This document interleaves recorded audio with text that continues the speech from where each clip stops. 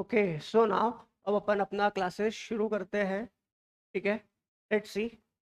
First thing अपन जो है वो इको से स्टार्ट करेंगे।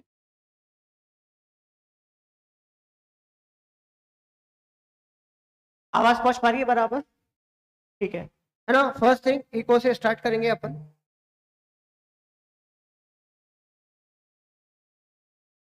सारे 12th पास है? रिजल्ट अभी भी बाकी है? हाँ? सारे सीबीएसई वाले? एनसीईआरटी ना, वही सीबीएसई ना। कब तक आएगा रिजल्ट? एमपी बोर्ड तुम्हारा तो आ गया, हो गए पास, बढ़िया है, गुड। चलो तुम्हारा, तुम तो कॉलेज में हो ना? हाँ भाई बोलो। एमपी बोर्ड आ गया, तुम्हारा भी आ गया रिजल्ट, वेरी गुड। आप तीनों का बचा हुआ है। ठीक है, कब तक एक्सपेक्टेड है आना? ठीक है, ओके। तो द थिंग इज कि 11th और 12th में आपने इकोनॉमिक्स पढ़ा होगा। ठीक है, वही इकोनॉमिक्स जो है वो भी हमको यहाँ पर पढ़ना है। ठीक है, द थिंग इज वो वहां पे आपने डिस्क्रिप्टिव टाइप लिखा होगा सब कुछ। ठीक है, यहाँ पे आपको एमसीक्यू आएगा। अच्छा, मुझे सबसे पहले ये बात बताओ, सीएसडब्ल्यूटी के बारे में पूरा इन्फॉर्मेशन है आपको कि कैसा हमारा पेपर पैटर्न रहता है, कितने मार्क्स का आता है, कैसे डिवाइड होता है, किस तरीके से हम जो है वो पास होंगे? Everybody knows. किसी को कोई भी डाउट है? देखो, सिंपल सी बात है बेटा, है ना। अगर एक भी स्टूडेंट को जरा सा भी डाउट हुआ, बिल्कुल मत हेजिटेट करना पूछने के लिए। सारी क्लास को समझ में आ जाएगा। बट अगर एक स्टूडेंट भी बोल देगा ना, या बोल देगी कि सर मेरे को नहीं समझ में आया, मैं उसके लिए पूरा रिपीट कर दूँ। Each and every student is important. तो बिल्कुल कोई हेजिटेट मत करना। दोबारा भी मत सोचना कि पूछेगी नहीं पूछे, बिल्कुल पूछ लेना। सबको क्लियर है सीएसडब्ल्यूटी के फ्लो के बारे में? ठीक है। इको जो मैं पढ़ा रहा हूँ, इसके साथ एक और जो है हमारा है ना, इकोनॉमिक्स के साथ कौन सा सब्जेक्ट है? Attach business environment. ठीक है ना। अब कितना मार्क्स का वेटेज है इसका, इको एंड बिजनेस एनवायरनमेंट का? दोनों का मिला के? दोनों का मिला के 50 है, इको का 25। ठीक है। हम जो है वो टारगेट रख के पढ़ाई करेंगे। ठीक है, हम जो है वो टारगेट रख के पढ़ाई करेंगे कि भाई इसका वेटेज जो है वो एग्जाम में इतना है, 25 मार्क्स का है, उसमें से अपन इतना कवर कर सकते। और ये तीनों के लिए करेंगे, इको के लिए भी करेंगे, एल लॉजिकल रीजनिंग के लिए भी करेंगे, क्वांटिटेटिव एप्टीट्यूड के लिए भी करेंगे। ठीक है, एमसीक्यू टाइप्स एग्जाम है ना।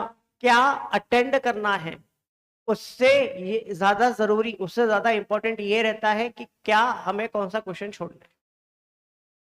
पिछली बार जो थे, पिछले बैच वाले थे, उनको पूरा मैंने सब बता दिया था कि भाई एग्जामिनेशन में आपका क्या स्ट्रेटेजी होना चाहिए, कैसे आपको अपीयर होना है एग्जाम में। ठीक है, तो that is also very important. वहां पे टाइम मैनेजमेंट हमारे लिए बहुत इंपॉर्टेंट, टाइम मैनेजमेंट हमारे लिए बहुत इंपॉर्टेंट होता है वहां। तो हमारा इको जो है वो 25 मार्क्स का है। ठीक है, इसमें हम आराम से 20 मार्क्स कवर कर सकते हैं, आसानी से हम एम करके चलेंगे।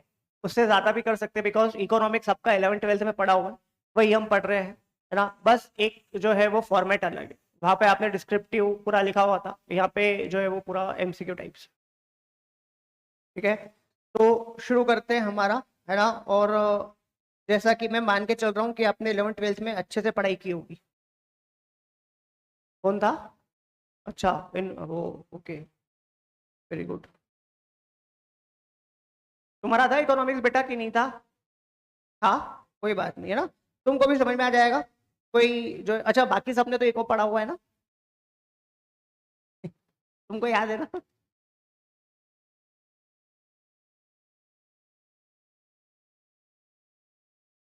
ठीक है, चलो। हाँ, तो बाकी ये सारी चीजें आपको जो है वो देखी वाली लगेगी, बाकी अपन पढ़ ही रहे हैं। तो नहीं भी हुआ है आपका, तो वो हो जाएगा बहुत अच्छे से कवर। अपन एक लाइन भी नहीं छोड़ने वाले। ठीक है, basics of demand and supply and forms of market condition. तो this is our first topic, first chapter.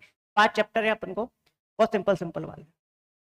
ठीक है है ना। तो सबसे पहले जो है वो डिमांड, दो चीजें होती है यहाँ पर, है ना, एक होता है हमारा डिमांड, एक होता है सप्लाई।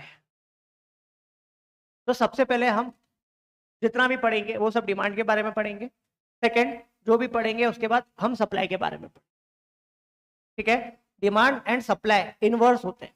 कैसे इनवर्स होते हैं आगे अपन सब पूरा समझेंगे, है ना। एक डिमांड का कर्व अगर ऐसे जा रहा है तो वो सप्लाई का कर्व ऐसे जाएगा, ठीक है।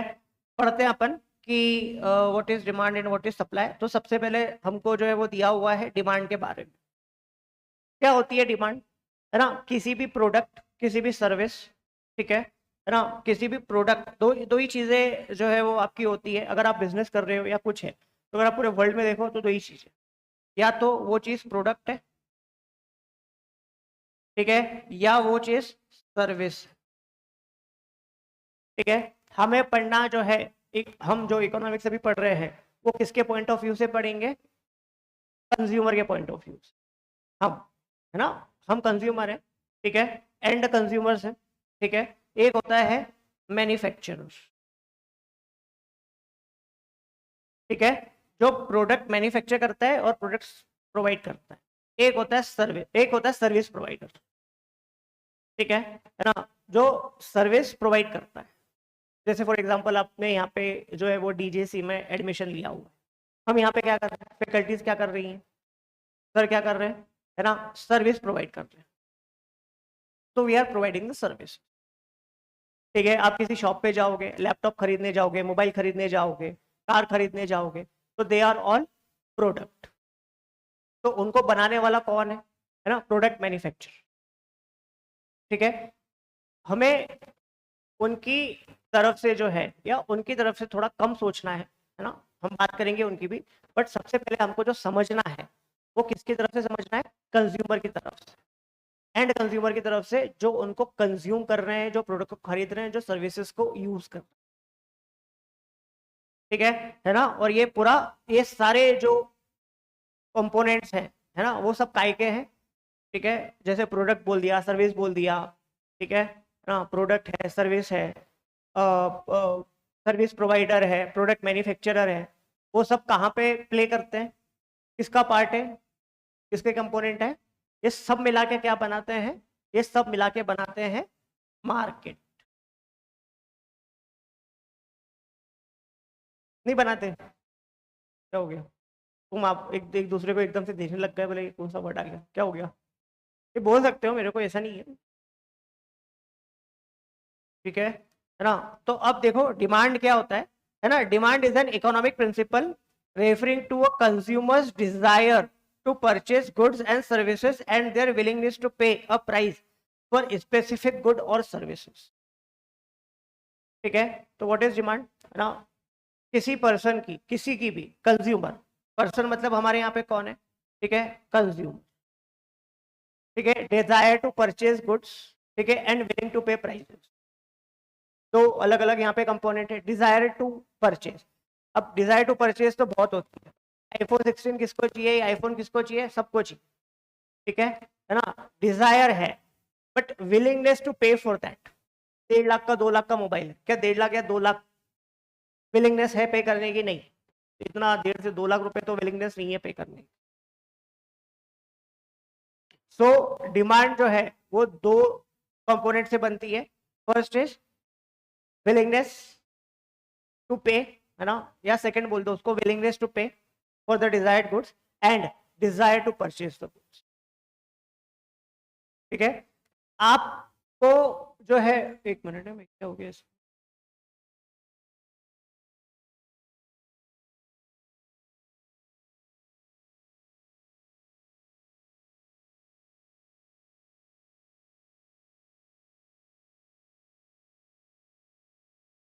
स्क्रीन फ्री,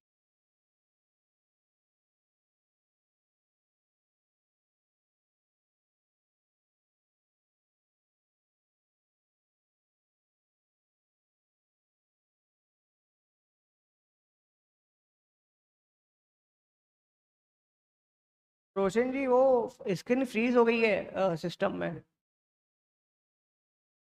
ठीक है, कंटिन्यू करते हैं, ओके। तो willingness to pay the price, ठीक है, and desire to purchase commodity, product और services, ठीक है, ये दो जो है वो चीजें होनी चाहिए। अब ये इधर फ्रीज हो गया, ठीक है। अब ये जो है ये चीज सबसे इंपॉर्टेंट है, लॉ ऑफ डिमांड, ठीक है। क्या होता है लॉ ऑफ डिमांड, जिन्होंने इकोनॉमिक्स पढ़ा हुआ है?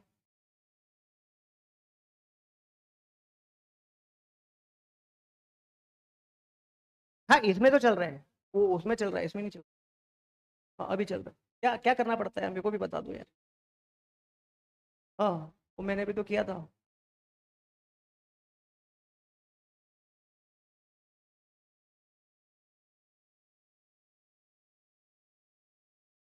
हाँ, बताओ बेटा।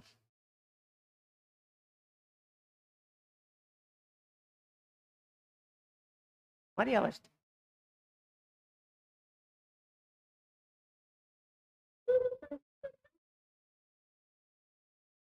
हाँ, great. Okay, this is law of demand. इन्होंने बड़े ही जो है वो शॉर्ट में बताया, अब्रीविएटेड उसमें बताया, बट यस सही बोला उन्होंने, ठीक है ना। आप बोलो, वो कंप्लीट करो आपका सेंटेंस।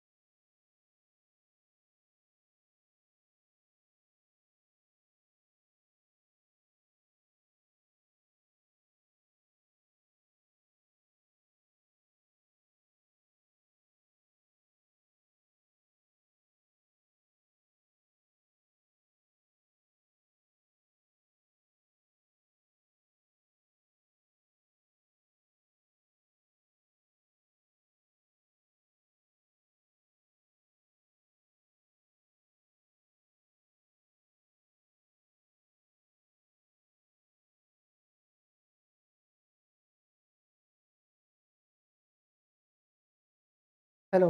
हाँ।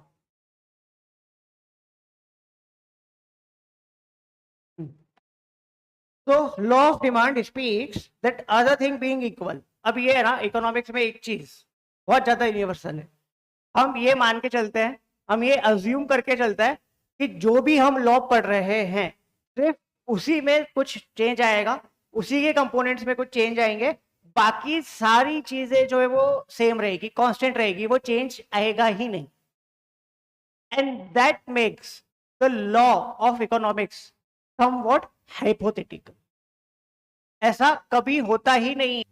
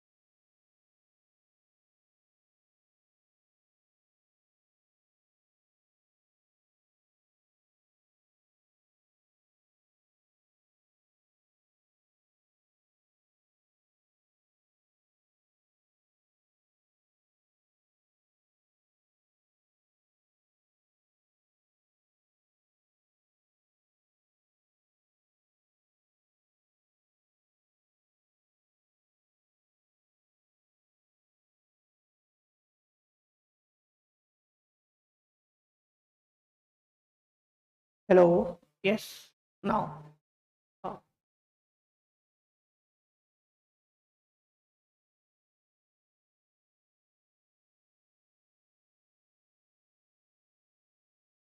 ठीक है।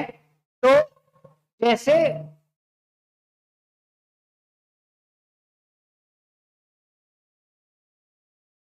जैसे कमोडिटी का प्राइस फॉल होगा वैसे उसकी डिमांड बढ़ेगी। इतना छोटा सा जो है वो लॉ ऑफ डिमांड है ना, other thing remaining constant, other thing being constant, okay, if the price of commodity falls the demand will rise.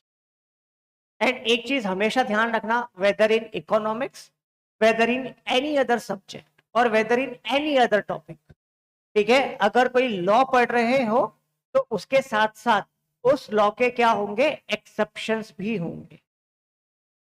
तो law of demand, law of supply, law of diminishing marginal utility, TMU, ये सब हम पढ़ेंगे, उन सबके क्या होंगे, exceptions भी होंगे। ठीक है, तो इसके भी एक्सेप्शंस होंगे, पहले ये पढ़ते हैं अपन, है ना। और ये क्वेश्चन पूछा जाता है आप कि the law of demand means the price of the product falls and the demand will rise. उसको ही 3-4 बार जो है वो घुमा फिरा के दे देंगे आप। और मजे की बात ये कि स्टूडेंट उसमें भी कंफ्यूज हो जाते हैं। तो हम जो भी पढ़ रहे हैं, जैसा भी पढ़ रहे हैं, जितना भी पढ़ रहे हैं, बहुत ध्यान से हमको पढ़ना है। ऐसा पढ़ना है, कोशिश ये करना है कि हम पढ़े, इतना ध्यान लगा के पढ़ लें जब नई चीज पढ़ रहे हैं कि हमको एक ही बार में याद हो जाए। ठीक है ना। And there is always a room for revision, तो वो होता रहेगा। ठीक है, if the price of commodity falls the quantity demanded of it will rise, and if the price of commodity rises its quantity demanded will decline. ठीक है, ये एक सिंपल इनवर्स रिलेशनशिप बिटवीन है प्राइस एंड कमोडिटी डिमांडेड के बीच। ठीक है ना।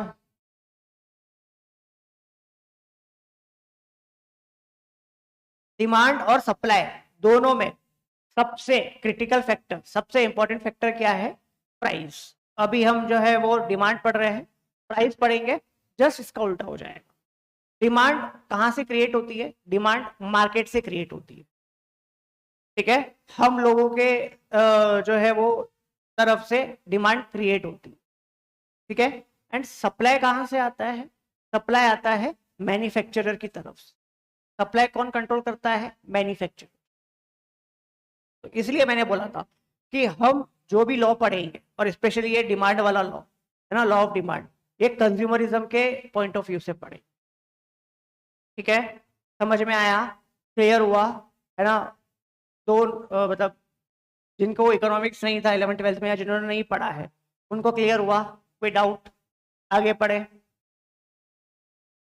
ठीक है, अब देखो भाई, एक छोटा सा जो है वो नन्ना मुन्ना टेबल बना के दिया हुआ है, बहुत ही सिंपल सा, कि प्राइस जैसे जैसे जो है वो बढ़ रही है वैसे वैसे डिमांड कम हो रही है।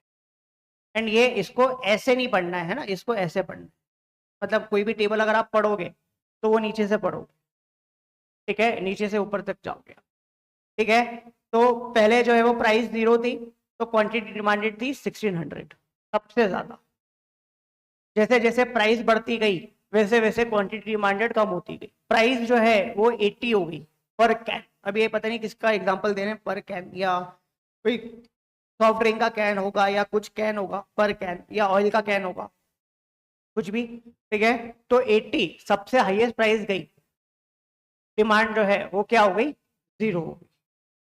ठीक है, समझ में आया। अब इसका जो है वो ग्राफिकल रिप्रेजेंटेशन भी है। ठीक है, ग्राफिकल रिप्रेजेंटेशन हमें नहीं आता है। हाँ, यह अलग बात है कि अगर थोड़ा सा टफ पेपर बनाना है, इको का थोड़ा सा टफ पेपर बनाना है, तो वो यही ऐसा का ऐसे ग्राफ जो है वो आपको दे देंगे, और उसको जो है वो उससे रिलेटेड आपको एक दो क्वेश्चन पूछ लेंगे। ठीक है, समझ में आया, है ना। तो अब देखो भैया, है ना, ये हम ग्राफ भी देख लेते हैं कि कैसा ग्राफ है। ठीक है, X axis, Y axis, demand curve, और अरे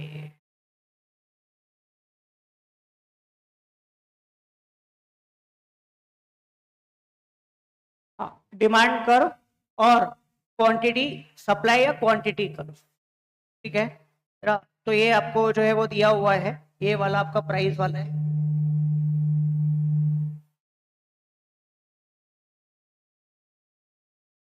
हेलो, हेलो,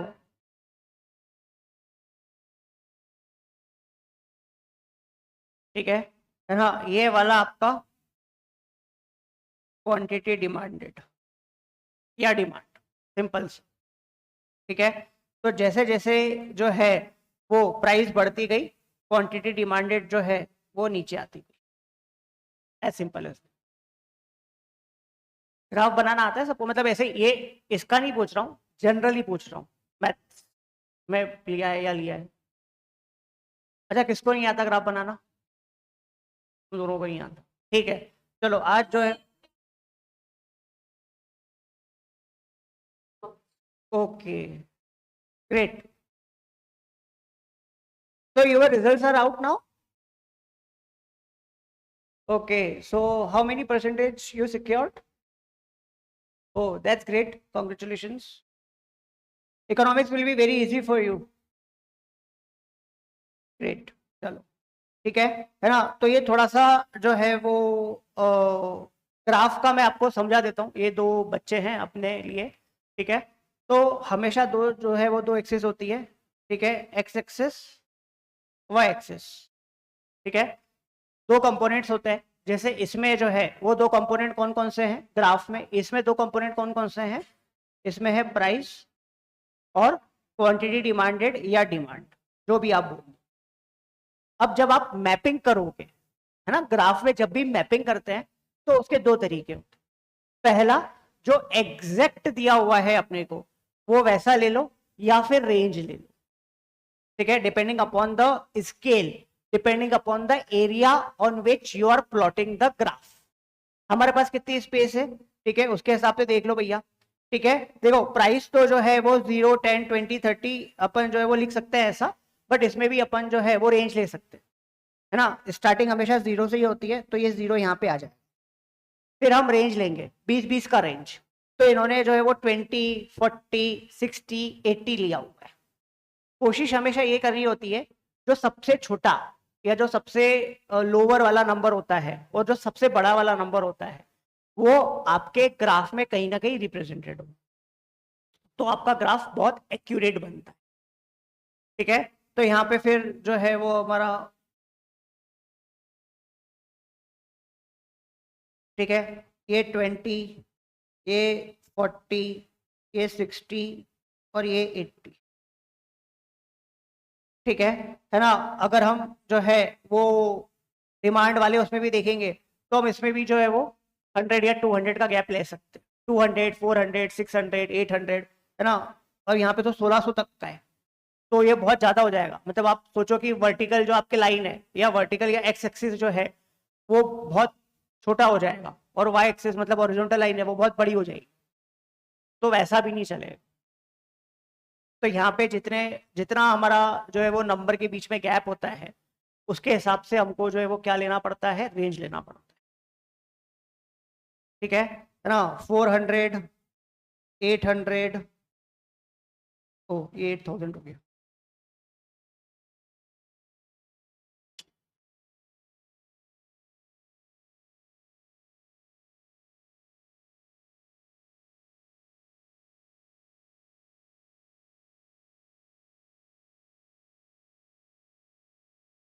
ठीक है।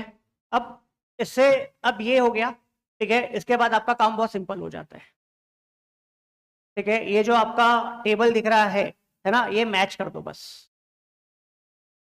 और अगर मैच नहीं हो पा रहा है तो कहीं पर अपना थोड़ा ऑब्जर्वेशन या अपना दिमाग लगा के, इंटेलेक्ट लगा के, वो कहीं पर बीच में जो है उसको डॉट दे दो, बस उतना ही करना, ठीक है। समझ में आया? क्लियर हुआ ना? ये आएगा नहीं, ठीक है, ऐसा बनाने तो आएगा नहीं, और इतना टाइम रहता भी नहीं है। 200 क्वेश्चंस करने होते हैं, 2 घंटे में करने होते हैं, 120 मिनट्स में। तो मतलब एक क्वेश्चन को जो है वो आपको 1 मिनट से भी कम टाइम मिलेगा सॉल्व करने की। हाँ, ये सब बातें बेटा अपन को पूरा प्रिपरेशन करके अगर अपन जाते हैं ना, बहुत अच्छा रहता है।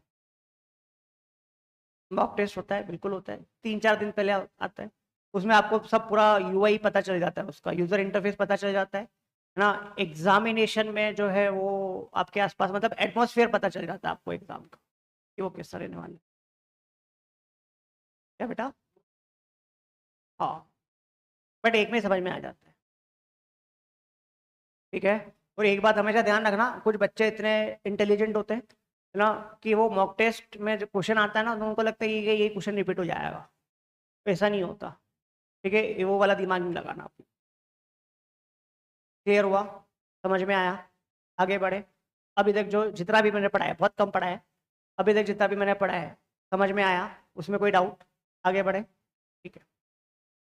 Assumption of law of demand, ठीक है। एजम्पशंस मतलब हम क्या अज्यूम करके चलते हैं लॉ ऑफ डिमांड में, है ना। मतलब अगर ये सारी चीजें हुई तो ही हमारा लॉ ऑफ डिमांड जो है वो सक्सेस हो पाएगा, जो हमने पढ़ा है वो हो पाएगा। अगर इनमें से कोई भी एक चीज हो गई या नहीं हुई तो फिर हमारा लॉ ऑफ डिमांड फेल हो जाएगा।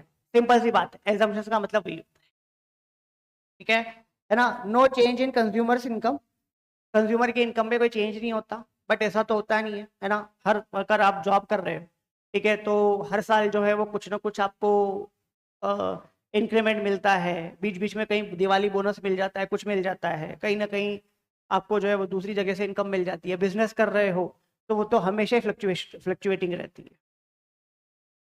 तो कंज्यूमर का इनकम चेंज ना हो ऐसा हो नहीं सकता, but law of demand work करने के लिए ये एजम्पशन है, ठीक है ना। No change in consumers demand, no change in consumer preferences, ठीक है। ये बहुत हद तक हो सकता है कि अगर एक चीज आपने जो है वो शुरू करना इस्तेमाल मतलब इस्तेमाल करना शुरू करी, तो आप लंबे टाइम तक वो जो है वो आप वही यूज करते जा रहे हो कि भाई एक रेस्टोरेंट आपका फिक्स हो गया, तो वो फेवरेट रेस्टोरेंट कौन है? वही है, तो आप हमेशा बार बार वहीं जा रहे हो। फेवरेट डिश क्या है? वो है, वो तो मंगानी है, तो वो मंगाया। इवन न्यूज़पेपर, ठीक है, एक बार जो न्यूज़पेपर शुरू हो गया वो बहुत लंबे टाइम तक चलता रहता है। तो आपके कंज्यूमर के प्रेफरेंसेस जो है वो चेंज नहीं होने चाहिए, ठीक है। नो चेंज इन फैशन, ठीक है ना। फैशन में कोई चेंज नहीं होता है, ये लंबे टाइम तक चलता है कि एक फैशन आया तो वो 4-5 साल तक तो चलता ही चलता है, ठीक है। वो चेंज नहीं होता है, फिर 5-6 साल बाद नया फैशन आ जाता है, कुछ नए ट्रेंड्स आ जाते हैं, ठीक है, तो वो हो जाता है। और आजकल ऐसा कुछ रहा ही नहीं है, ठीक है। सब जो है वो एक्सपेरिमेंट के उस पर ही चल रहे हैं कि सब नई नई चीजें ट्राई करो, ठीक है। No change in price of related goods. Now what are related goods? What are related goods?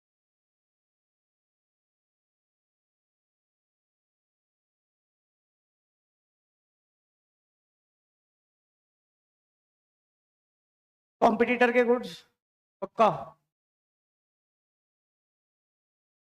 पढ़ते हैं अपन आगे, ठीक है ना। तो जो रिलेटेड गुड्स, हाँ, ठीक है ना, कि भाई ये नहीं तो कोई और सही, ठीक है ना। तो वो रिलेटेड गुड्स में सब आ गए, कॉम्प्लीमेंट्री गुड्स, सब्स्टिट्यूट गुड्स, ठीक है, कॉम्पिटिटर वाले गुड्स, सब आ गए, ठीक है ना। तो उसमें कोई चेंज नहीं आएगा, है ना, अनलाइकली, वेरी अनलाइकली। तो वो चेंज करते रहते हैं, कुछ ना कुछ चेंज करते रहते हैं। No expectation of the future prices changes और शॉर्टेजेस, ठीक है। हम जो है वो ऐसा एक्सपेक्ट करते हैं कि फ्यूचर में प्राइस चेंज ना होगी और ना ही जो है वो शॉर्टेज आएगी उस पर्टिकुलर गुड्स की जिसके डिमांड के बारे में हम बात कर रहे हैं।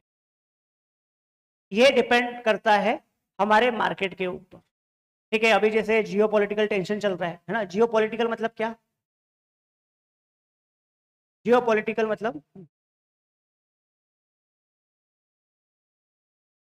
किसी दो देशों के बीच में या दो से ज्यादा देशों के बीच में अगर वॉर चल रहा है कहीं पर भी, पूरे दुनिया में कहीं पर भी, हाँ, तो this is termed as geopolitical, है ना। जैसे अभी यूक्रेन और रशिया के बीच में बात चल रहा था, तो उसको भी जियो पॉलिटिकल ही बोला, ठीक है। हम इंडिया और पाकिस्तान के बीच में जो है वो ये ऐसे अभी सर्कमस्टेंसेस चल रहे हैं, तो this is Jio political conditions. अभी भी आप एडवाइजरी पढ़ते होंगे, बहुत जगह सुनते होंगे, देखते होंगे, you come across the news कि भाई थोड़ा सा अगर थोड़े हालात और ख़राब हुए जिसकी संभावना नहीं है, पॉसिबिलिटी नहीं है, बट अगर हालत खराब हुए तो फिर जो है वो किराना दुकानें नहीं खुलेगी, मार्केट नहीं खुलेगा, तो सब स्टोर करके रखो, सब करके रखो, ठीक है। तो यही वाली चीजें हैं, है ना। अगर सब दुकानें नहीं खुलेगी और सब एक साथ रश करने चले गए, ठीक है, रश किया सब लोगों ने कि भाई हमको खरीदना है खरीदना है खरीदना है, तो it will lead to increase in demand.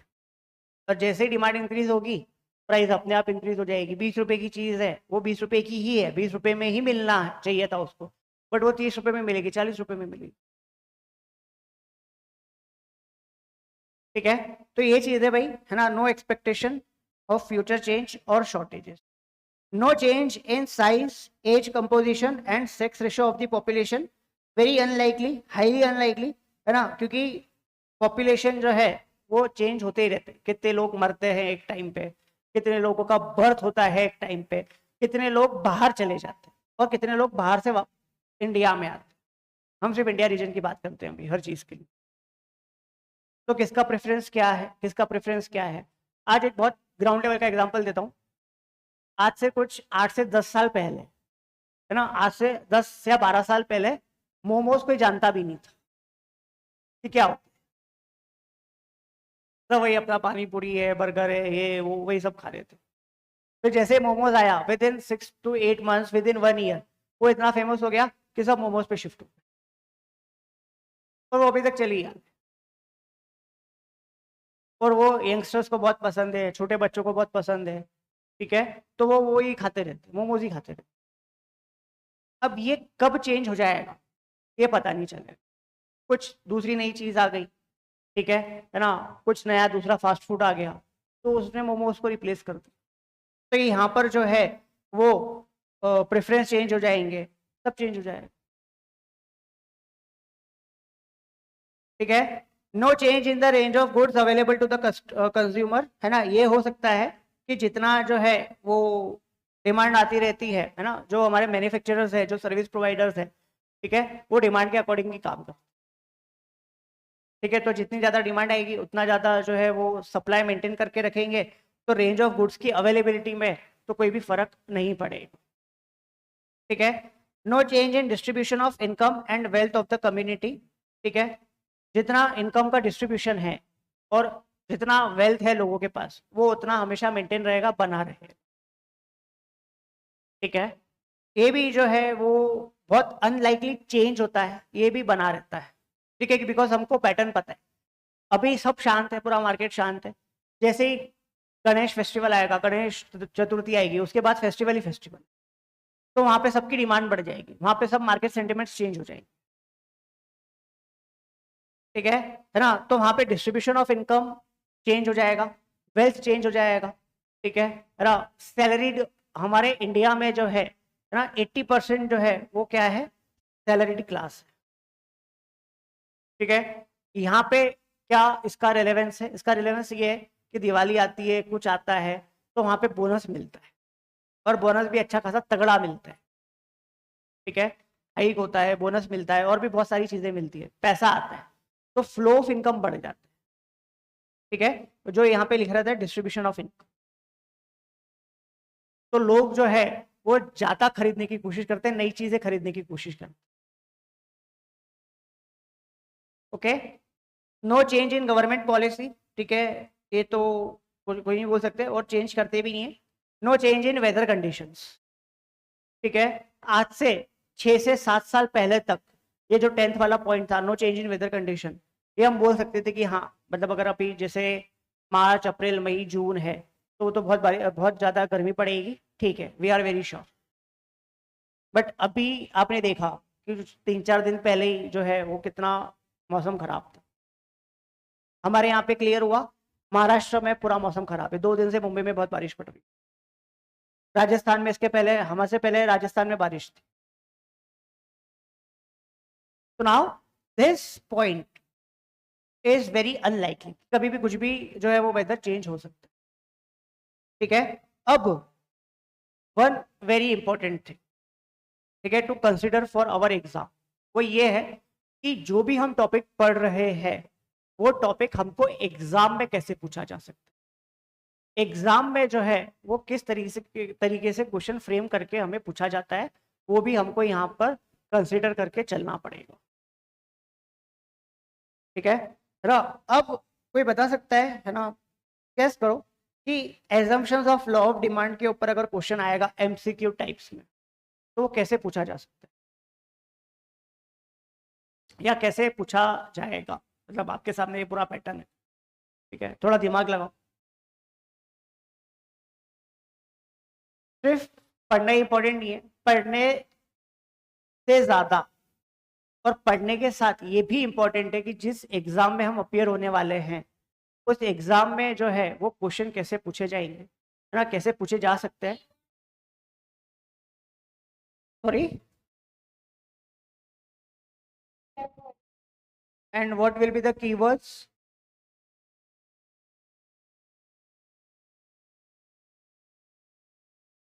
ठीक है ना? तो हम उसी तरीके से जो है वो हमारा प्रिपरेशन अभी से करें। ठीक है, मैं बताता हूँ assumptions of law of demand. आपको एक क्वेश्चन पूछा जाएगा कि out of the following, out of the below assumptions, which one is not the assumptions of law of demand? Not मैंने क्या बोला है? NOT, not। तो आपको 4 एजम्पशन दिए जाएंगे। अब वो लॉ ऑफ सप्लाई के भी दे दे, लॉ ऑफ डिमिनिशिंग मार्जिनलिटी के लिए, यूटिलिटी के लिए भी दे दे, लॉ ऑफ डिमांड के भी दे दे, या तीनों जो है वो लॉ ऑफ डिमांड के दें और एक ऑप्शन आपके पास ऐसा रहेगा जो लॉ ऑफ डिमांड का एजम्पशन नहीं है। वो आपको जो है वो आइडेंटिफाई करना पड़ेगा। या अगर क्वेश्चन ऐसा आ जाए, out of the following which is the assumption of law of demand, तो इसमें फिर उल्टा हो जाएगा। 3 ऑप्शन जो है वो किसी दूसरे के एजम्पशन आएगा, या 3 ऑप्शन पूरे अलग हो जाएंगे और एक एजम्पशन जो है वो लॉ ऑफ डिमांड का आएगा। मतलब आपको, और तीसरा तरीका क्वेश्चन पूछने का कि इन 10 में से जो है ना, इन 10 में से आपको कोई भी जो है वो क्वेश्चन पूछा जाएगा कि ये वाला है ना, ये वाला हेडिंग है। For example, no expectation of future price change और shortage is assumption of which law? Law of demand, law of supply, law of diminishing marginal utility, none of the above.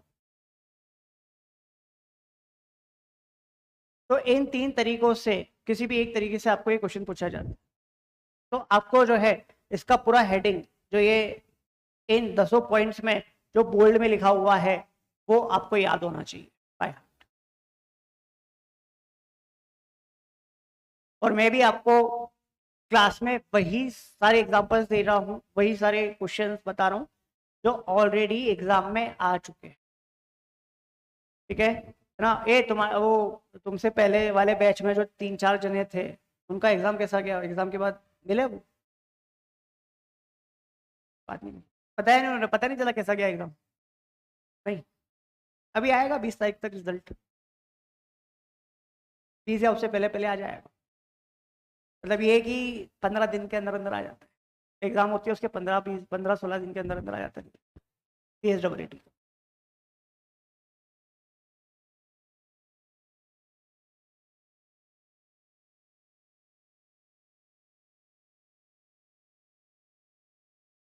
ये दे रहे थे एग्जाम बढ़िया, वो वैसे students बताते कि हाँ अच्छा गया एग्जाम, ये क्या एग्जाम हो गया एग्जाम, बट उनका आया नहीं। अच्छा ही क्या होगा, पास तो हो जाएंगे, कोई इशू नहीं, पास तो सब हो जाते हैं तब। हाँ, ये करती थी ना, उसका क्या नाम था, वो लेट आती थी वो लड़की, भूल गया, निमिषा, निमिषा। हाँ, वो सब है ना आपका, आपके पास जो है ना वो इंस्टीट्यूट में अगर आप जाओगे, वेबसाइट पे जाओगे ICSI.edu, तो वहाँ पर है ना एक चीज़ और मिलेगी आपको। गए हो, कोई गया है, विजिट किया है CSEE, देखा है ICSI.edu की वेबसाइट पे जाके? तुमने देखा है अकेले, बाकी किसी ने नहीं देखा? अरे जाया करो अभी, CS बनने तक और CS बनने के बाद भी जो है वो तुम्हारा एक रूटीन होना चाहिए कि रेगुलरली जो है हफ्ते में कम से कम एक बार जो है वो आपको ICSI.edu विजिट करना है। और जिस लेवल पे अभी आप CSEE के लेवल पे हो, तो आपको CSEE से रिलेटेड सारी इंफॉर्मेशन, सारे अपडेट्स जो है वो कहां पर आएंगे, वहीं पर आएंगे। ठीक है, मैं दिखा देता हूँ यहाँ पर आपको, है ना। तो अपन बात करते हैं आखिरी के 10-15 मिनट में, यहाँ पे अगर वो चलेगा तो मैं दिखा दूंगा कि वो कैसा क्या आपको सब बताता है। तो वहाँ पर है ना, दो ऐसे मॉड्यूल्स रहेंगे, CSEE reading reference reading material 1, reference reading material 2, और फिर एक एडिशनल एक मटेरियल मिलेगा आपको, है ना, या जो फिजिकल कॉपी आएगी उसके साथ आएगा प्रैक्टिस मटेरियल। तो उसमें लॉजिकल रीजनिंग से लेकर क्वांटिटेटिव एप्टीट्यूड के बहुत सारे क्वेश्चन, और वो वही प्रैक्टिस करती थी घर पे। फिर वो क्वेश्चन पूछती थी कि सर ये गाइडेंस मटेरियल है, तो इसका ये आंसर नहीं मिल रहा, उसका वो आंसर नहीं। और एक बात अभी से आपको मैं बता दूं, लॉजिकल रीजनिंग में कभी लॉजिकल रीजनिंग में क्वेश्चन भी दिया हुआ है, आंसर भी दिया हुआ है, आंसर सही नहीं रहते हैं। बहुत बार आपको ये आप फेस करोगे कि आपका आंसर तो मैच नहीं हो रहा है, बट आपकी कोई गलती नहीं है।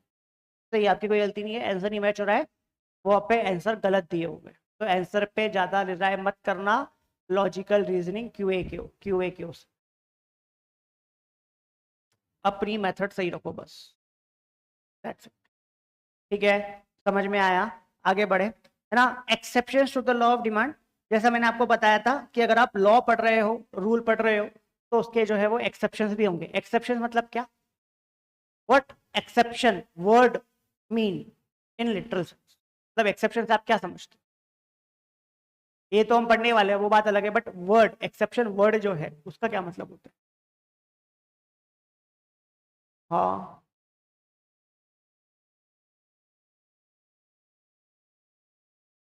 ओके, कंसिडर कर सकते हैं, बिल्कुल सही बोला, बट एकदम टू द पॉइंट नहीं बोला। क्या बेटा, सेमी क्या, लिमिटेशंस, लिमिटेशंस, ऑनलाइन वाला कोई,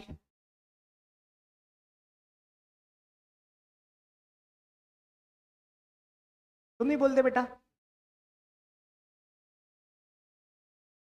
वेरी गुड, एकदम करेक्ट। जो लॉ को फॉलो नहीं करता है, या उसको एक बहुत ही हम स्ट्रीमलाइन वे में बोल दे कि एक्सेप्शंस में जो चीज़ दी हुई है उसके ऊपर लॉ एप्लीकेबल नहीं है, लॉ इनके ऊपर नहीं लगेगा। तुम सही तो बोल रहे थे, क्यों नहीं बोला तुमने, नहीं बोलना, अच्छा ही नहीं, कोई बात नहीं, इन्होंने बोला, अपन भी बोल सकते हैं। ऐसा नहीं है कि इन्होंने पेपर दे दिया तो अपना भी काम हो गया, पेपर अपने को भी देना पड़ेगा ना, एग्जाम अपने को भी देनी पड़ेगी। ठीक है, क्या नाम है, कनिष्का, तनिष्का, तुम्हारा, आदित्य, विनायक, दिशा, रोहित, तो तुम्हारा तो सोनल, तुम्हारा सोनम। ठीक है, अभी अपन एक्सेप्शन पढ़ने वाले हैं। ठीक है, मतलब एक्सेप्शन में हम जो भी चीजें पढ़ने वाले हैं, जो भी पॉइंट्स पढ़ने वाले हैं, उनके ऊपर लॉ ऑफ डिमांड एप्लीकेबल नहीं होता है, which do not follow the, जैसा इन्होंने बोला। ठीक है ना। अब सबसे पहला जो है वो होता है गिफन गुड्स। गिफन गुड्स मतलब क्या, ठीक है, certain inferior goods like bread और rice can defy the law of demand when the price of these goods falls their quantity demanded may also decrease due to income effect and changing consumer preference। ठीक है ना। ऐसे goods inferior goods मतलब ऐसा नहीं कि जिनको कोई यूज ही नहीं करता या बहुत मजबूरी में यूज करता है ना, हम डेली रूटीन में उसको यूज करते हैं। ठीक है, इंफीरियर का यहाँ पे लिटरल मतलब नहीं लेना है। ठीक है, कुछ गुड्स ऐसे होते हैं जो जिस प्राइस पे मिल रहे हैं हम उस प्राइस पे उनको ले रहे हैं, बट अगर उनकी प्राइस गिर गई, ठीक है, अगर उनकी प्राइस गिर गई तो हम ज्यादा कंज्यूम नहीं करेंगे। उसके रीजन बहुत सारा ज्यादा हो सकते हैं। फॉर एग्जाम्पल मैं एक बताता हूँ आपको, सॉल्ट, अगर आपके घर में, है ना, पूरे महीने 2 किलो नमक लगता है, ठीक है, तो आप 2 किलो यूज करोगे। उसका प्राइस अगर 23 रुपीज पर किलो चल रहा है और 19 रुपीज पे आ गए, तो ऐसा तो नहीं कि आप 5-6 किलो नमक कंज्यूम करना शुरू कर दो, ना, हालत खराब हो जाएगी, ठीक है ना। तो ये ऐसी सारी चीजें हैं इन्फीरियर गुड्स, जो कि रोजमर्रा के उसमें आपकी जो है वो गुड्स की चीजें हैं, ये है, ठीक है। एक कारण ये हो सकता है, दूसरा कारण ये हो सकता है कि भाई अब इसकी जो है वो प्राइस गिराई है, ठीक है, प्राइस गिराई है, तो अब इन्होंने अपना स्टैंडर्ड या अपनी क्वालिटी जो है वो लो की होगी, अब अपने को ये नहीं खरीद। तो ऐसे जो गुड्स होते हैं, ठीक है, उनको बोला जाता है गिफन गुड्स। इसमें उल्टा हो जाता है कि अगर प्राइस गिरी तो डिमांड और कम हो जाएगी, है ना। कभी कभी हम इंदौर वाले हैं, इंदौर से कितने लोग हैं, मतलब प्रॉपर इंदौर से एक, बाकी सारे बाहर से, हाँ? ठीक है ना। तो जैसे मैं इंदौर की बात करूं, Indore is known as food capital of India, ठीक है। अब एक मेंटेलिटी होता है कि अगर थोड़ा सा महंगा मिल रहा है, थोड़ा सा इसका प्राइस जो है वो मार्केट से ज्यादा है, तो इसकी क्वालिटी अच्छी होगी।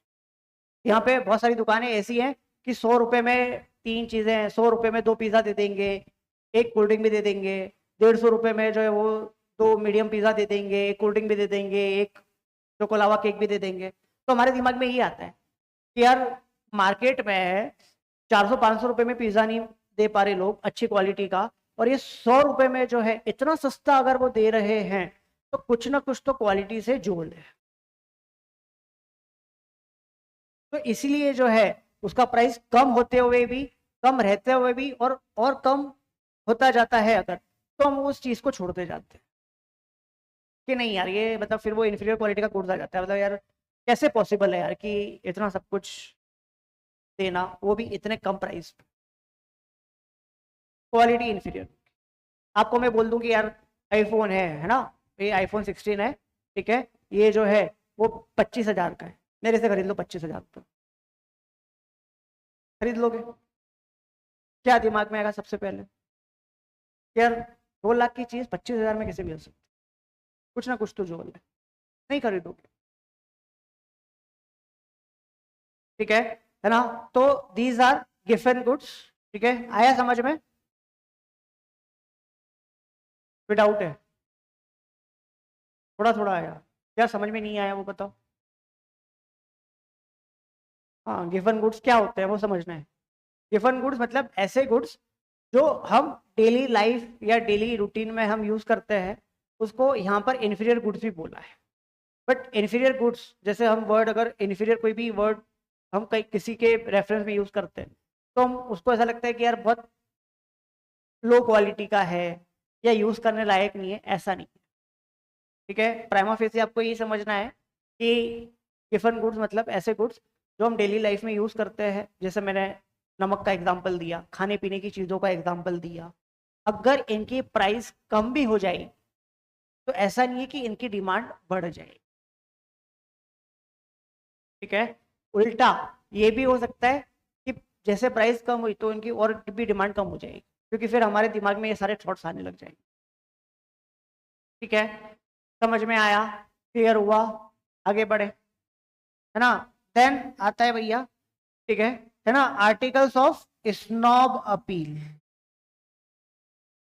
Some goods are demanded solely due to their high prices or prestige value, known as snob appeal, ठीक है। ऐसे कोई गुड्स का एग्जांपल दे सकते हो कि हम वो खरीद ही इसलिए रहे हैं क्योंकि वो महंगी है, वो महंगी है, अच्छा ये महंगी है, खरीदना है, सिर्फ एक इमेज, एक रेपुटेशन, एक गुडविल के लिए कि हाँ ये, हाँ वेरी गुड, ठीक है ना, ये बिल्कुल सही बोला उन्होंने।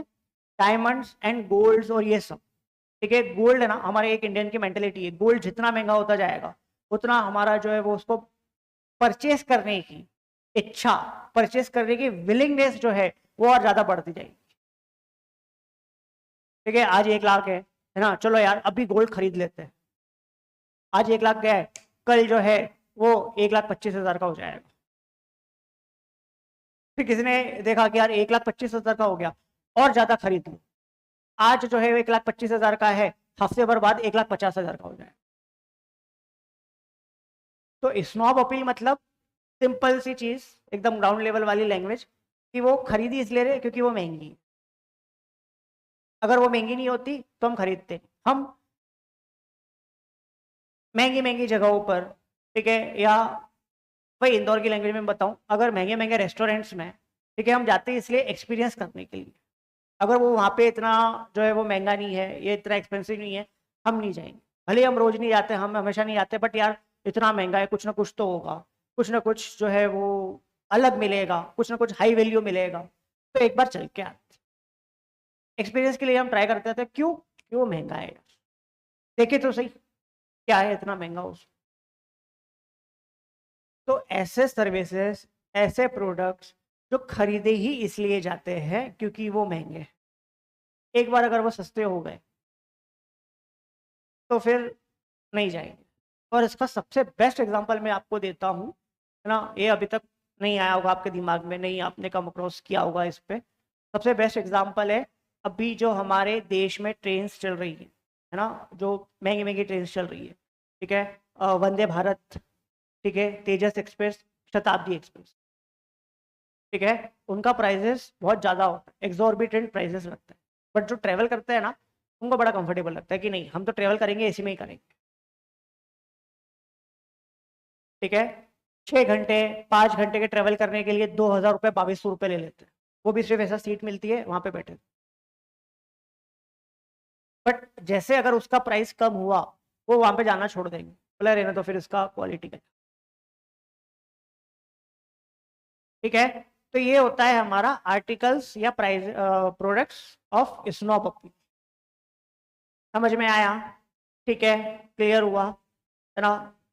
स्पेक्यूलेशन, ठीक है, ये बहुत ही जोरदार चीज है ना। क्या मतलब होता है स्पेक्यूलेशन का?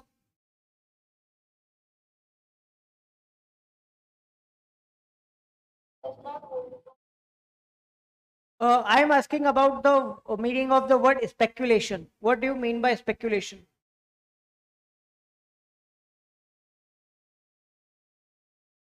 क्या होता है बताओ? अच्छा चलो, हाँ, और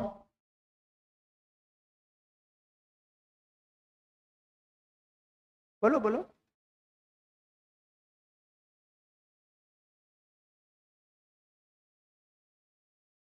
नो, कोई बात नहीं, कैसा भी वर्ड है तुम तो बोलो। सट्टा, सम what somehow somewhere you are very close to that word speculation। मतलब सीधी सी बात है, जैसे ये भाई ने एग्जांपल लिया, अंदाजा लगाना। ये बोल रहा है कि अंदाजा लगाना, बहुत ग्राउंड लेवल का वर्ड बोल दिया मैंने, जैसा मैंने पहले ही बताया था आपको कि मेरे एग्जांपल्स, मेरे जो समझाने का वो बहुत ग्राउंड लेवल का होगा, जो आपको बहुत लंबे टाइम तक याद रहेगा और बहुत आसानी से समझ में आ जाएगा। ये बोल रहा है कि इंडिया पाकिस्तान के बीच में वार होगा, बड़े एकदम बड़े पैमाने पे वार होगा, और तुम बोल रहे हो कि वार नहीं होगा। आपका अंदाजा है, आप ये स्पेकुलेट कर रहे हो कि वार होगा, ये बोल रहा है वार नहीं। ठीक है, आगे चल के बात बढ़ी, आप दोनों के बीच में आपने शर्त लगा, वो अलग मैटर है, शर्त लगाना वो अलग मैटर है, वो लीगल एप्टीट्यूड में पढ़ना, वेजरिंग अग्रीमेंट जब इंडियन कॉन्ट्रैक्ट में आएगा तभी पढ़ना, वो वेजरिंग। तो स्पेकुलेशन का सिंपल सा मतलब होता है सट्टा लगाना, सॉरी, अंदाजा लगाना, ठीक है, फ्यूचर में कैसा। हाँ, अनुमान, ये भी करेक्ट वर्ड है आपका, अनुमान वर्ड ये भी करेक्ट वर्ड है, ठीक है। अंदाजा लगाना, अनुमान लगाना, है ना, फ्यूचर को प्रिडिक्ट करने की, फोरकास्ट करने की कोशिश कर, कि आगे चल के क्या हो सकता है, कि जैसा इन्होंने बोला है ना कि सोने का भाव महंगा हो सकता है, वो होगा तब होगा, होगा या नहीं होगा वो पता नहीं, बट इन्होंने एंटिसिपेट कर लिया, अंदाजा लगा लिया कि आगे चल के हफ्ते 2 हफ्ते में सोने का भाव जो है वो महंगा हो सकता है, मैं अभी जाके खरीद लूँ। ये जैसे इन्होंने दिमाग चलाया, वैसा 100 लोगों ने और दिमाग चला लिया, और 100 के 100 लोग जो है वो सोना खरीदने के लिए पहुंच गए, डिमांड एकदम से बढ़ गई, इकोनॉमी में, मार्केट में डिमांड एकदम से पंपिंग हुई, तो प्राइस तो बढ़ना ही। तो इन एंटिसिपेशन में, है ना, एक्चुअल प्राइस बढ़ने या घटने से पहले आपने एक्शन ले लिया, तो यही चीज है इसमें। हम इसमें जो है वो स्पेकुलेशन में अपन जो है वो क्या, यही पढ़ने वाले हैं। Expectation about future prices, change can lead to behavior that do not conform to the law of demand, such as increased demand for a commodity believed to become more expensive in future. जो अभी हमने discuss किया कि आगे चल के price बढ़ने वाले हैं, वो बढ़ेंगे नहीं बढ़ेंगे वो पता है, बट हमने एंटिसिपेट कर लिया, हमने हमारा दिमाग लगा लिया और एक्ट अभी से हम करने लग गए फ्यूचर के लिए। तो स्पेकुलेशन पे भी जो है वो लॉ ऑफ डिमांड वर्क नहीं करता है। ठीक है, समझ में आया, क्लियर हुआ, आगे बढ़े। कंज्यूमर्स साइकोलॉजिकल बायस और इल्यूजन। ठीक है ना, क्या मतलब होता है इसका, आपको क्या समझ में आया, वो तो मैं तो समझाऊंगा ही समझाऊंगा, बट आपको क्या समझ में आता है इस वर्ड, इस पूरे सेंटेंस से? मार्जिन, मेंटालिटी, हाँ एक्चुअली क्या है ना, ये पंखा चलता रहता है ना मेरे ऊपर, इसकी आवाज बहुत आती है, तो तुम लोग, हाँ तुम लोग जो बोलते हो ना वो थोड़ा सा कम सुनाई देता है, थोड़ा सा तेज बोला करो, जोर से। चीपेस्ट क्या? हाँ, कंज्यूमर की मेंटालिटी, जैसा आपने अभी थोड़े टाइम पहले बोला था कि महंगा है तो अच्छा होगा, कुछ महंगा है तो कुछ अच्छा होगा, और जरूरी नहीं है कि महंगा है तो अच्छा ही होता है, ऐसा भी बोला जाता है। Yes, branded products which are expensive. ठीक है ना, हमको लगता है कि यार ब्रांडेड है ना, एक्सपेंसिव है तो बहुत अच्छे होंगे, और हम सिर्फ उसी के लिए उसको खरीदते हैं। ठीक है, तो लॉ ऑफ डिमांड जो है वो ये कंज्यूमर की साइकोलॉजी या इल्यूजन को भी जो है वो ध्यान में नहीं रखता है, और उसके बेसिस पे भी वो वर्क नहीं करता। ठीक है, तो महंगे प्रोडक्ट्स होंगे या ब्रांडेड प्रोडक्ट्स होंगे वो अलग बात है, बट अभी हम जो है वो फोर्थ वाले उसमें क्या बात कर रहे हैं, किसकी बात कर रहे हैं? कंज्यूमर के मेंटालिटी की बात कर रहे हैं। कंज्यूमर जिस चीज को जैसे परस्यू करेगा वैसे उसको जो है वो खरीदेगा, भले ही वो महंगी हो या सस्ती, उसको खरीदना है, उसकी रेंज में आ गई, उसने खरीद लिया। ठीक है, एक ग्राउंड लेवल का वापस से एग्जांपल देता हूँ। आपने जो है वो आज प्लान कर लिया कि भाई मेरे को जो है वो 5 साल बाद, ठीक है ना, गाड़ी खरीदनी है, रॉयल इनफील्ड खरीदनी है, वो कुछ 2.5-3 लाख रुपए की है। हाँ, मतलब अपन मान के चलते हैं ऐसा, वो 2.5-3 लाख रुपए की रॉयल इनफील्ड है, वो आपको खरीदनी है। अब आपको वो बहुत पसंद है, बोले गाड़ी खरीदना तो ये खरीदना, गाड़ी होनी चाहिए तो यही होनी चाहिए, नहीं तो नहीं होनी चाहिए। अभी 3 लाख रुपए की गाड़ी है, 4 साल 5 साल बाद खरीदोगे और 20-25 हज़ार रुपये महंगी हो जाएगी, आपको कोई फर्क नहीं पड़ेगा। यहाँ ठीक है ना यार, अभी 3 लाख रुपए लगा रहा हूँ तो 25 हज़ार रुपये क्या बात है। गाड़ी तो यार शान होती है, गाड़ी एक बार खरीद ली तो बार बार तो खरीदते नहीं है, 10 साल तो चलाएंगे उसको, और 25 हज़ार रुपये क्या चाहिए, क्या लगा दो तो 25 हज़ार रुपये। ऐसी अगर मेंटेलिटी वर्क करती है और ऐसी ही मेंटेलिटी वर्क करती है तो फिर जो है वो लॉ ऑफ डिमांड उस पर वर्क नहीं करेगा। समझ में आया? ठीक है, कितने बजे से बैठे हो, सुबह से बैठे हो आज? नहीं, 9 बजे से? अच्छा, सुबह ही होती है 9 बजे, ओके। बोर हो गए, कंटाला आ रहा है अभी, इस पीरियड में कंटाला आ रहा है, क्यों, समझ में नहीं आ रहा? कंटाला क्यों आ रहा है बताओ, तो ब्रेक नहीं मिला, इसलिए ना मैं मेरी क्लासेस सुबह सुबह रख लेता हूँ। बड़े आप कल से मेरी क्लासेस सुबह रहती है ना, सुबह अपन मिलेंगे 9 बजे, फर्स्ट क्लास मेरी रहेगी 9 बजे से सुबह 10:15 बजे तक। अभी अभी देखो, आज तुमको लास्ट क्लास में घंटा ला रहा है, आखिरी में आते आते, अब तुमको कल से ना फर्स्ट क्लास से घंटा लाना शुरू हो जाएगा। कल संडे नहीं बेटा, कल नहीं लगेगी।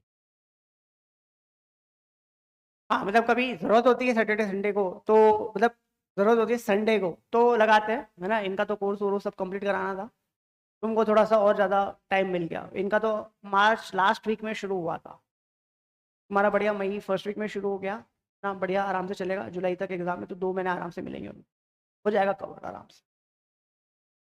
हाँ, घंटा ला रहा है वो ठीक है, वो मैं भी समझता हूँ कि यार 3-3.5 घंटे से बैठे हुए हो, ब्रेक नहीं मिला, सब हो गया, बट अच्छा तो लग रहा है ना इकोनॉमिक्स पढ़ने में, समझने में, समझाने में, उसमें तो घंटा नहीं आ रहा ना, किसी को भी आ रहा हो तो बोल दो, कोई इशू नहीं है, कोई तुमको बेटा कनिष्का तनिष्का ही नाम है ना? तनिष्का, हाँ तनिष्का। तो थोड़ा नाम याद रखने में थोड़ी इशू आती है। ठीक है, आगे बढ़ते हैं, है ना। Law of supply. नहीं पढ़ना? छुट्टी चाहिए? पढ़ना है, ठीक है। देखो, बोलोगे तो बात मानी जाएगी, है ना। वो भाई ने बोल दिया पढ़ना है तो पढ़ना है, ठीक है ना। बाकी जिनको नहीं पढ़ना और वो नहीं बोल रहे तो फिर उनकी बात नहीं पहुंचेगी, पढ़ना पड़ेगा फिर, ठीक है। तो लॉ ऑफ सप्लाई, ठीक है। अब जैसा मैंने बताया था आपको कि law of supply is very inverse, is very opposite to law of demand. जैसे मैंने आपको ये दो चीजें बताई थी, देखो ये वही का वही ग्राफ यहाँ पर भी है। एक जो है लाइन है ना, ये एक जो लाइन है वो डिमांड की है और एक सप्लाई की है, उल्टे चलते ही है। कैसे उल्टे चलते हैं मैं अभी बता देता हूँ, पढ़ देंगे भी अभी हमें। डिमांड में क्या होता है कि प्राइस अगर बढ़ती है ना, तो क्या होगा, डिमांड कम होगी। प्राइस अगर कम होती है, डिमांड बढ़ेगी। इतना क्लियर है? ठीक है, ये हो गया अपना लॉ ऑफ। अब लॉ ऑफ सप्लाई क्या बोलते, अगर प्राइस बढ़ती है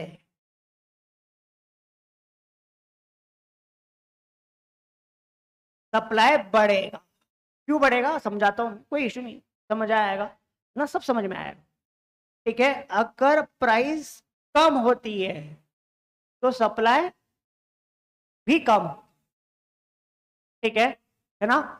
इसलिए बोला जाता है कि लॉ ऑफ डिमांड जो है वो इनवर्स रिलेशनशिप है। इसमें ये इनवर्स का स्पेल, हाँ वेरी गुड, इनवर्स रिलेशनशिप है प्राइस और डिमांड के बीच में। Law of demand, law of supply में प्राइस और सप्लाई के बीच में प्रोपोर्शनेट रिलेशनशिप है, या कोई दूसरा वर्ड होगा तो भी अपन इसमें पढ़ लेंगे। और इसलिए बोला जाता है कि लॉ ऑफ डिमांड और लॉ ऑफ सप्लाई दोनों ही जो है वो एक दूसरे के इनवर्स हैं, अपोजिट है, उल्टे है। अब एक चीज मैंने और बोली थी कि डिमांड जो है वो कहां से आती है, हमारे से। हम तो यही चाहेंगे कि प्राइस जितनी कम होगी उतना ज्यादा अच्छा होगा, प्राइस कम होगी हम ज्यादा खरीद लेंगे। प्राइस बढ़ेगी तो जैसे जैसे प्राइस बढ़ती जाएगी वैसे वैसे हम हमारी डिमांड कम करते जाएंगे। बेस्ट एग्जांपल है पेट्रोल, ठीक है। पेट्रोल जैसे जैसे प्राइस बढ़ती जा रही है ना, पहले तो बहुत बढ़ना शुरू हो गया था, अभी 2 या 3 साल से स्टेबल है। तो लोगों ने जो है वो दूसरा अल्टरनेट देखना शुरू कर दिया, बोले अभी अपन क्या करो, इलेक्ट्रॉनिक व्हीकल्स पे आ जाओ, इलेक्ट्रिक व्हीकल पे आ जाओ। तो वो आ गए, बोले तुम जैसे जैसे पेट्रोल की प्राइस बढ़ाते जाओगे, जैसे जैसे प्राइस बढ़ती जाएगी वैसे वैसे हम जो है वो डिमांड जो है वो कम करते जाएंगे। ये कंज्यूमर की तरफ से। सप्लाई मैन्युफैक्चरर और सर्विस प्रोवाइडर की तरफ से आती है। तो एज अ मैन्युफैक्चरर और सर्विस प्रोवाइडर आपका दिमाग क्या चलेगा, आपकी मेंटेलिटी क्या चलेगी कि मैं जो प्रोडक्ट सप्लाई कर रहा हूं, ठीक है, उसकी प्राइस बढ़ी हुई है, मतलब अभी उसकी प्राइस बढ़ी हुई है। प्राइस बढ़ी हुई है मतलब क्या, डिमांड ज्यादा है, लोग डिमांड ज्यादा है मतलब क्या, लोग ज्यादा से ज्यादा खरीद रहे हैं। बढ़ी हुई कीमतों पे भी लोग जो है वो ज्यादा से ज्यादा खरीद रहे हैं, तो मैं और ज्यादा सप्लाई जो है वो मार्केट में देता जाऊं और ज्यादा प्रॉफिट मैं कमा लूं। खरीदा मैंने कम में, ठीक है, स्टॉक मैंने कम में किया, बट अब उसकी प्राइस एकदम से बढ़ गई।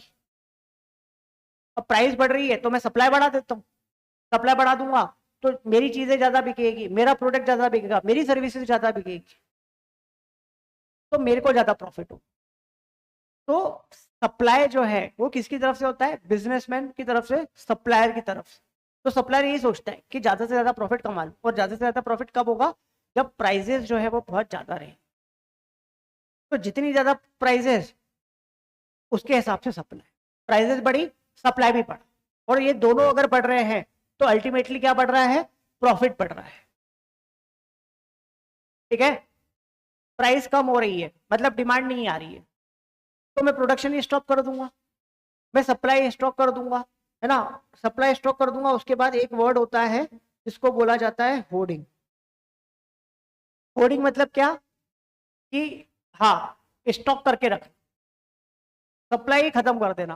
बोले डिस्ट्रीब्यूटर क्या कर रहे हैं, है ना, अपने गोडाउन में जो है वो स्टॉक करके रख रहे हैं, भर के रख रहे हैं।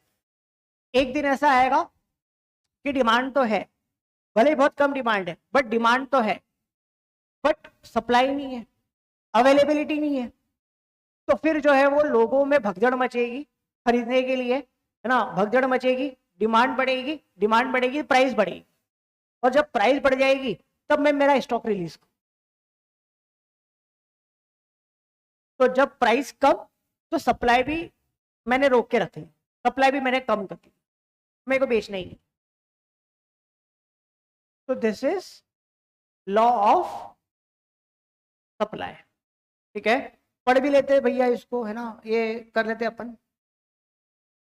The law of supply explain the relationship between the price of good और services and the quantity supplied by producer.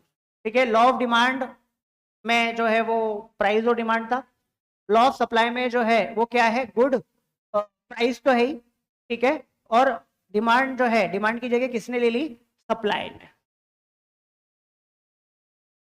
As being equal, है ना, everything remaining constant, as the price of product और services increases the quantity supplied by the producer also increases, and vice versa या vice versa या जो भी तुम बोलते हो।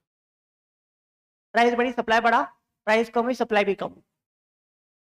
ठीक है ना, okay. Law of supply assumes ceteris paribus conditions and highlights the direct relationship between price and quantity supplied। ये जो बोल रहे थे, है ना, proportionate relationship होता है, इसको आप डायरेक्ट रिलेशनशिप भी बोल सकते हो। एक और वर्ड है डायरेक्ट रिलेशनशिप। ठीक है, वही होता है हमारा ceteris paribus।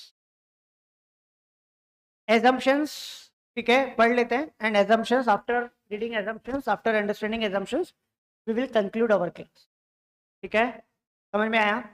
The law of supply is based on specific assumptions to hold true। मतलब अगर ये है या है तो ही हमारा लॉ ऑफ सप्लाई जो है वो क्या होगा, वो काम कर पाएगा। लॉ ऑफ डिमांड में जो हमने पढ़ा था ना, मोर और लेस एजम्पशन सेम ही है। No change in state of technology. ठीक है, टेक्नोलॉजी जो है वो ऐसे की ऐसी है। टेक्नोलॉजी कहाँ पे आ गई भैया, सप्लाई में, प्रोडक्शन, ठीक है, या सर्विस प्रोवाइडिंग। बहुत छोटा सा एग्जांपल देता हूँ मैं आपको, है ना, कि भाई जैसे आप रेस्टोरेंट में गए, रेस्टोरेंट में पहले वेटर आते थे, वेटर ऑर्डर लेते थे, अब जो है वो क्यूआर कोड लगता है, आपको वेटर की वेट करने की जरूरत ही नहीं है, बढ़िया क्यूआर कोड स्कैन करो, फटाफट वहीं से ऑर्डर दे दो, सामान वो आ जाएगा। तो वो टेक्नोलॉजी है। तो जो सप्लायर है या जो सर्विस प्रोवाइडर है, वो टेक्नोलॉजी की अपग्रेडेशन से, नई टेक्नोलॉजी के आने से ज्यादा कैटर कर पा रहा है। ठीक है ना, तो ये चीज है भाई। No change in price of the factor of production. Factor of production मतलब क्या, हाँ गुड। फैक्टर ऑफ प्रोडक्शन मतलब रॉ मटेरियल तो आता ही आता है, और वो सारी चीजें, रॉ मटेरियल के साथ साथ वो सारी चीजें जो एक फिनिश गुड्स को बनाने में या फिनिश गुड्स को प्रोड्यूस करने में लगती हैं। रॉ मटेरियल लगता है, मशीनरी लगती है, और मशीनरी के पे काम करने वाले लेबर लगते हैं। और मशीनरी, लेबर, रॉ मटेरियल, ये सब करने के लिए, ये सब कहाँ पे होते हैं, इसके लिए क्या लगता है, लैंड, है ना, जमीन। ठीक है, हाँ, और ये इन सभी चीजों के लिए क्या लगता है, अगर क्या बेटा, कैपिटल। तो ये सारे, ये जितने भी हमने पढ़े पांचों, ये सब क्या हो गए, फैक्टर्स ऑफ प्रोडक्शन। ठीक है, फैक्टर ऑफ प्रोडक्शन जब भी आप सुनो, जब भी आप पढ़ो, तीन वर्ड्स जो है वो आपके दिमाग में आने चाहिए, land, labour, capital, land, labour, capital. ठीक है, इन तीनों में पूरी दुनिया समाई हुई। समझ में आया, क्लियर हुआ। तो prices of factor of production में कोई चेंज नहीं होगा, है ना। सिंपल सी बात है, अगर कोई बिजनेसमैन है, अगर मेरा रेंट बढ़ा, है ना, मैं जहाँ पे फैक्ट्री चला रहा हूँ वहाँ पे रेंट बढ़ा, तो मैं सीधा सा फिनिश गुड्स का प्राइस बढ़ा दूँ। मैं अपनी जेब से थोड़ा ना कहीं कंज्यूमर से ही वसूलूंगा। ठीक है ना। No change in number of the firms in the market. ठीक है, मेरे कॉम्पिटिटर्स जो हैं वो एज इट इज रहनी चाहिए, कॉम्पिटिटर्स नहीं बढ़ने चाहिए, ऐसा भी नहीं हो। अभी बहुत सिंपल सी बात है, अभी एक करंट एग्जांपल देता हूँ मैं आपको, है ना। पेप्सी, कोक, ये, हाँ ये दो ही चलते थे। अब आ गया एकदम से कैंपा, रिलायंस, मुकेश अंबानी, कि मैं भी जो है वो कैंपा लाऊंगा और वो चलाऊं। तो अब इनको अपनी स्ट्रेटेजी चेंज करनी पड़ी, सप्लाई यहाँ पे बढ़ गया, एक नया प्लेयर आया, सप्लाई बढ़ गया, लोगों के पास और ज्यादा ऑप्शन हो गए। No change in the goals of the firm, है ना। दो प्रकार के गोल होते हैं, ठीक है, दोनों में से भी एक गोल होता है जो एट अ टाइम जो है वो बिजनेस परस्यू करते हैं। या तो प्रॉफिट ज्यादा बढ़ाना ये होता है, या कंज्यूमर्स बढ़ाना, मार्केट रीच बढ़ाना। अगर आपको मार्केट रीच बढ़ानी है, कंज्यूमर बेस बढ़ाना है, तो प्राइस कम रखना पड़ेगा, तो प्रॉफिट कम होगा। प्रॉफिट बढ़ाना है तो उसके लिए बहुत सारे तरीके हैं। तो दोनों में से कोई गोल एक सोच लिया दिमाग में, फिर वो चेंज नहीं होना चाहिए। हमारे साथ भी ये होता है कि भाई चलो, है ना, बचपन में तो बहुत बड़े बड़े सपने देखे थे अपन ने, है ना, पायलट बनेंगे, इंजीनियर बनेंगे ना, ये करेंगे वो करेंगे, ठीक है। फिर समझ में आया कि हाँ यार, CS is good option, better option, बहुत ज़्यादा स्कोप पे ये है। अब अपन CSEE से शुरू करेंगे। अब ये रहना, पता चले कि एग्जीक्यूटिव में आते आते चेंज हो गए, ठीक है, MBA में या उसमें चले गए। तो ऐसा होता है, ये बड़ी बड़ी कंपनीज के साथ भी ऐसा होता है। ये मैंने खाली समझाने के लिए बोला था कि रूल चेंज हो सकते हैं, ठीक है। No change in sellers expectation regarding future prices, ठीक है। सेलर का जो है वो दिमाग नहीं चलना चाहिए, जैसे डिमांड में हमारा दिमाग चल गया था कि आगे जो है वो प्राइजेस बढ़ने वाले हैं तो मैं अभी से खरीद लूँ। सेलर का अगर दिमाग चल गया, अगर सेलर के दिमाग में आ गया कि आगे जो है वो प्राइस बढ़ने वाले हैं, तो मैं सप्लाई ना करूँ, रोक दूँ सप्लाई, अभी से रोक दूँ सप्लाई। 2 हफ्ते बाद प्राइस बढ़ेंगे, तब मेरे गुड्स बिकेंगे और मैं सबसे ज्यादा प्रॉफिट बना के निकलूँ, ठीक है। No change in tax and subsidy policy of the products, अगर टैक्स चेंज हुआ, सब्सिडी चेंज हुई, सब्सिडी मतलब क्या होता है?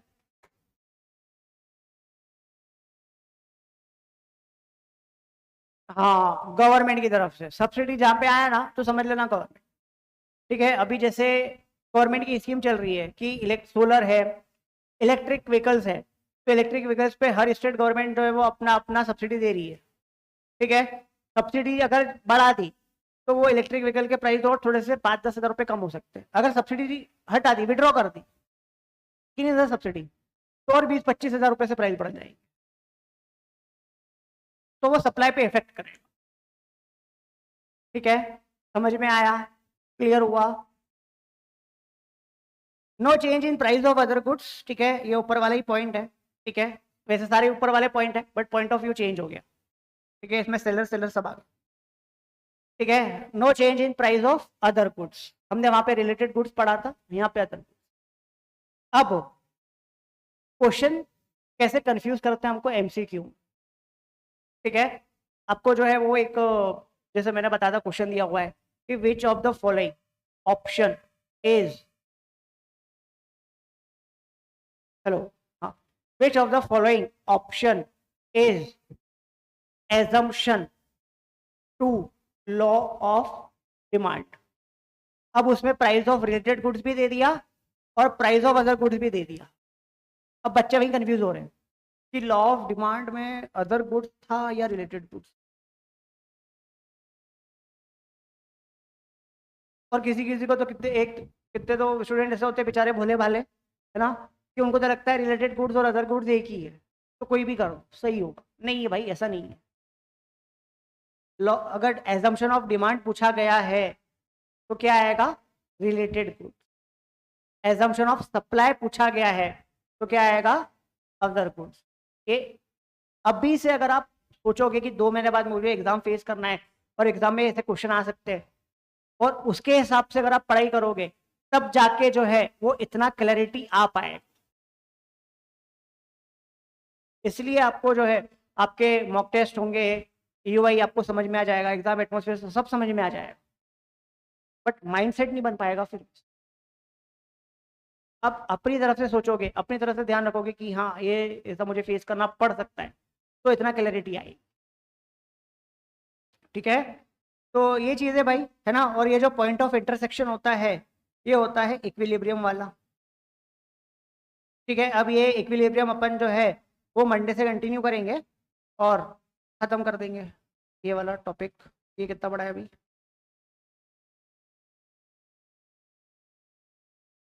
अरे वाह, छोटा सा ही है। चलो भाई ठीक है, आया समझ में? कोई डाउट? मैंने मेरा पढ़ाना समझ में आया? ऐसा तो नहीं कि सर कई पढ़ाते जा रहे हैं पता नहीं, ऐसा तो नहीं? ठीक है भाई चलो, online students all clear, any doubts?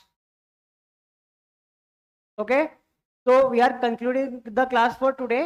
From Monday onwards my class will be at 9 a.m. so we will meet at 9 a.m. on from Monday. So I am concluding the class, you may leave.